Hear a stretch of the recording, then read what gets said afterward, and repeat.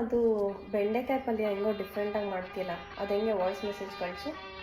Hi friends, ಬೆಂಡೆಕಾಯಿ ಪಲ್ಯ ಮಾಡೋದನ್ನ ಹೇಳ್ಕೊಡ್ತಾ ಇದ್ದೀನಿ ನಮ್ಮ ಭಾವನಾ ಅವ್ರಿಗೆ. Let's go.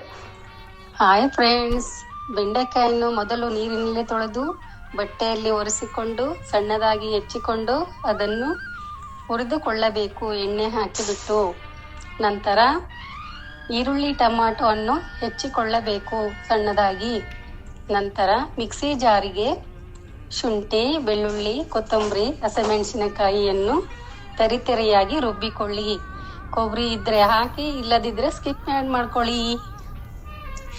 ಆಮೇಲೆ ಎಣ್ಣೆಯನ್ನು ಹಾಕಿ ಈರುಳ್ಳಿ ಟೊಮೊಟೊ ಅನ್ನು ಹಾಕಿ ಒಗ್ಗರಣೆ ಮಾಡಿಕೊಂಡು ಅದಕ್ಕೆ ತರಿತರಿಯಾಗಿ ರುಬ್ಬಿದ ಮಿಶ್ರಣವನ್ನು ಹಾಕಿ ನಂತರ ಬೆಂಡೆಕಾಯಿಯನ್ನು ಹಾಕಿ ಸ್ವಲ್ಪ ನೀರು, ಉಪ್ಪು, ಅರಿಶಿಣ ಹಾಕಿ ಚೆನ್ನಾಗಿ ಬೇಯಿಸಿಕೊಂಡು ಗ್ರೇವಿ ಥರ ಮಾಡಿಕೊಂಡು ಟೇಸ್ಟ್ ನೋಡಿ ಹೇಳಿ.